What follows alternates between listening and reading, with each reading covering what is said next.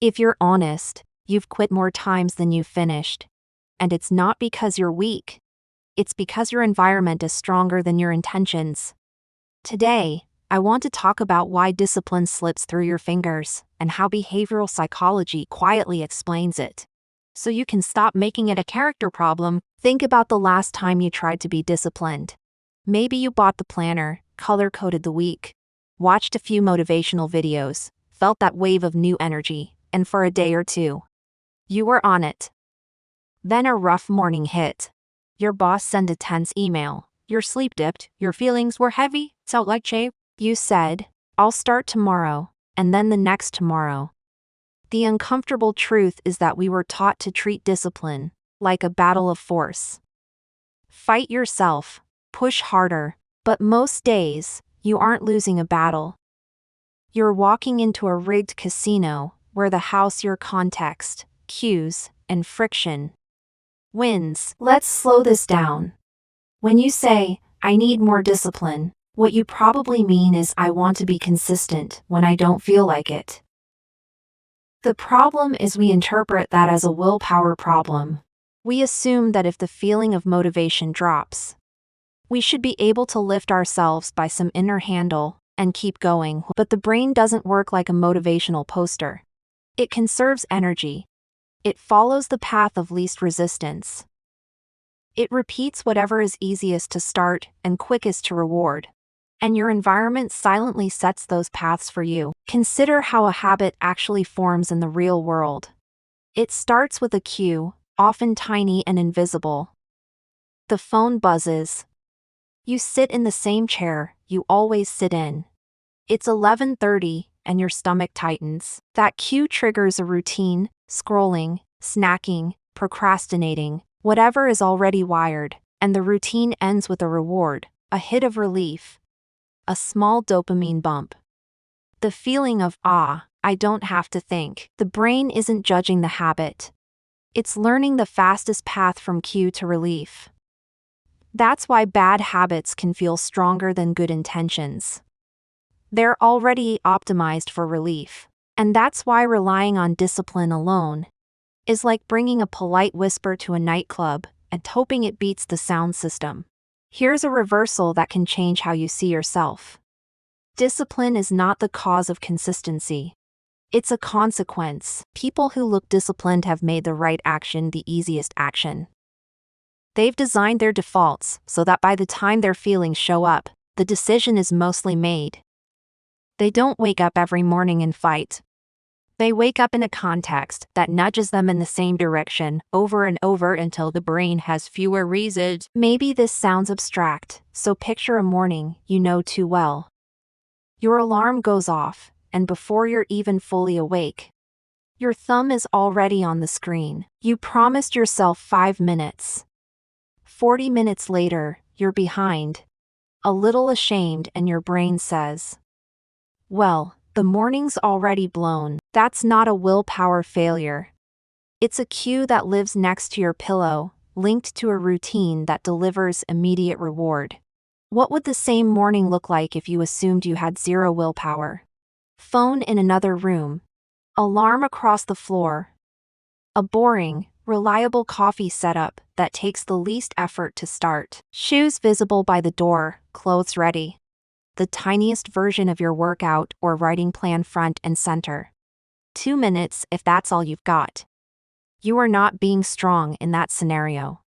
You're just lowering the barrier, so the next right action is tolerable, even when you're not at your best. And that's another reversal worth sitting with.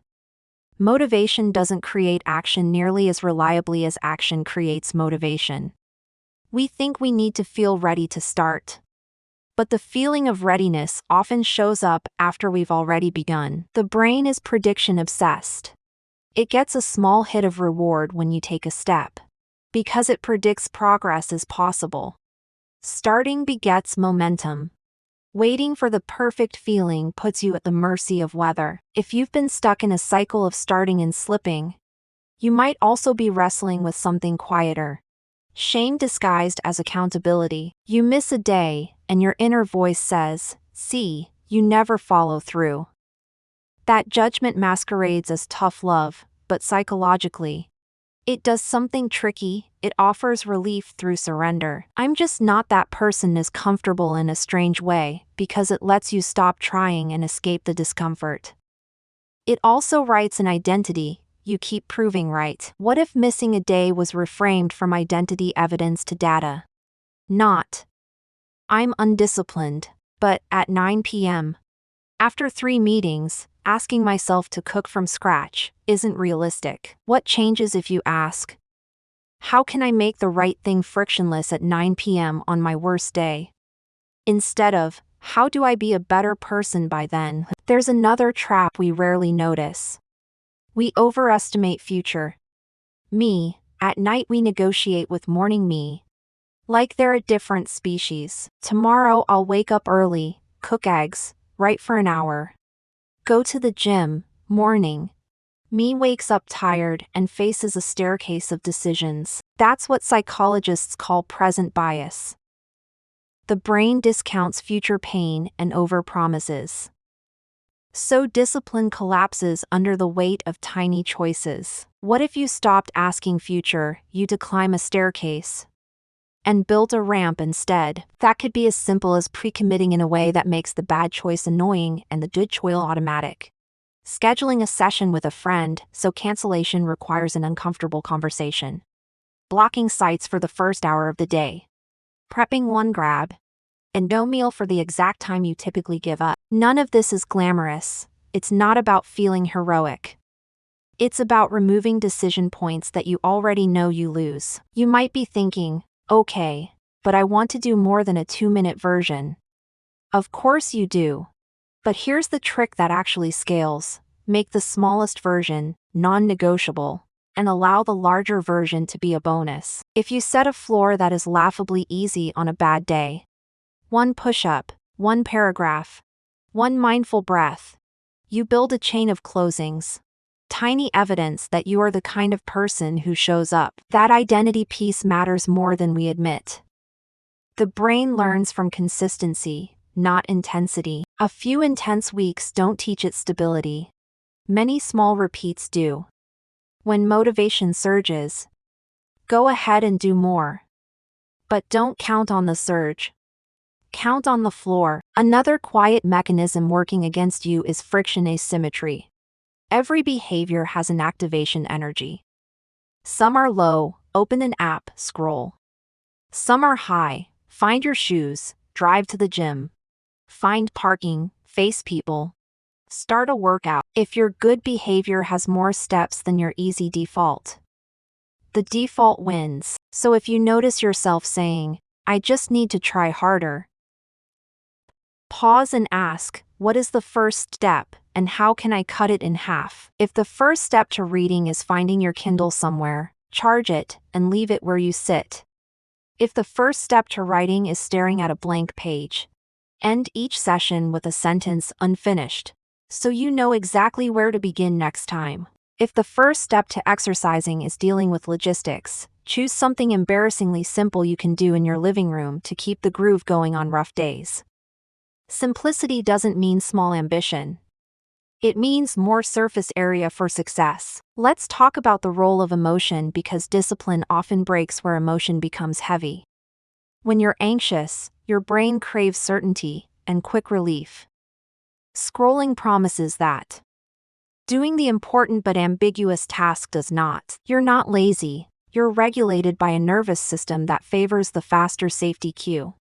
If you treat that as a moral failure, you'll reach for relief, even harder. If you treat it as a signal, you can build a micro ritual that stabilizes you before you choose. 2 minutes of breathing with your feet on the floor, a glass of water, a single sentence that you read to yourself. I'm allowed to do this badly, isn't fluff. It's how you lower the storm enough that your plan has a chance. What would change if you gave yourself permission to do the first rep imperfectly, instead of demanding perfection or nothing? Another pattern to notice is the fresh start effect. Mondays, new months, birthdays, they feel like clean slates. There's power in that. Yes, but it can also be a trap. You stack 5 new habits on a clean Monday, then reality hits and everything breaks at once. Rather than loading up on day one, try distributing beginnings. Start one habit on a Monday, another on a Wednesday, another next week. Think like an investor. Diversify your behavior portfolio. If one, that way your identity doesn't shatter. Every time an all-or-nothing plan hits a normal human obstacle, social context matters more than we credit. If your friends treat skipping as a norm, your discipline has to push against belonging. The strongest human motivator. You don't need to overhaul your relationships. You need a few threads of accountability that make the right thing more social than the easy thing. Text a friend a photo of your completed tiny task. Put your running route where other people will see you. Join a group where the smallest version you commit to is celebrated, not mocked. We underestimate how much of our discipline is borrowed from the expectations around us. Whose expectations are you borrowing right now? You might worry this all sounds like gaming yourself, as if discipline should be pure and internal. But purity is a fantasy. Every system you interact with, from your phone's home screen to your grocery store layout, is shaping your choices all day. You can either accept the default designs built to hijack attention, or you can align your design with your values. In practice, that means taking 5 minutes on a Sunday to set up your week, like a set of rails rather than a new set of wishes. Move the tempting app off your home screen. Put your tools where you work, not where they'll be tidy. If you want to eat better, shop at a scale that makes certain foods a trip, not a reach. If you want to read, make your bed the most boring place to scroll and the easiest place to grab a book. These are unromantic adjustments, but they do the thing motivation can't. They change what normal looks like. There's also a truth about relapse worth naming. You will miss days. You will have weeks where life takes over. The growth trap is believing that missing is proof you're not cut out for it. If you want more of these quiet, practical deep dives on how minds work and how lives change, tap like so the algorithm knows to. That's called a punishment loop. You punish yourself, which makes the behavior associated with pain, which makes you avoid it, which confirms your belief. Replace punishment with a gentle reset rule. Something like, never miss twice, not as a rigid law but as a compass. If you miss once, you re-enter with the smallest possible version, even if that means writing one sentence while brushing your teeth. You're not trying to feel proud, you're protecting continuity. Over time, your brain stops pairing the habit with shame and starts pairing it with returning. If you want a simple mental model to carry forward, try this. Stop asking, how do I become more disciplined? And start asking, how do I make the next right action the path of least resistance? That one question opens practical answers. It forces you to see the friction points that feel invisible: complicated logins, noisy rooms, unclear starting steps, decision fatigue, and do something about them ahead of time. It invites you to design for your worst day, not your best mood. It nudges you to shift from outcome identity, I want to be a runner, to process identity. I'm the kind of person who laces up, even if it's for 5 minutes. So, here's a thought experiment to carry into your week. Imagine that for the next 30 days you're not allowed to rely on willpower at all. What would you move, prepare, limit, or simplify, so that tomorrow's version of you has to do less heroics and more following of rails? And if someone watched your life on mute, would they be able to tell what matters to you by the way your environment is arranged? If the answer is no, that's not a judgment, it's an invitation. You don't need to become a different person. You need to make it easier to be the person you already decided to be.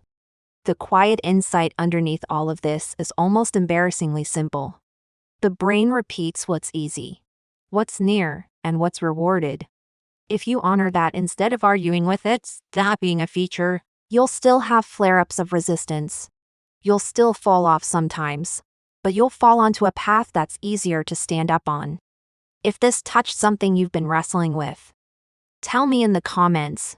The smallest version of the habit you're going to make non-negotiable, and the one friction you're going to remove, will keep designing a life that doesn't require heroics. To be honest,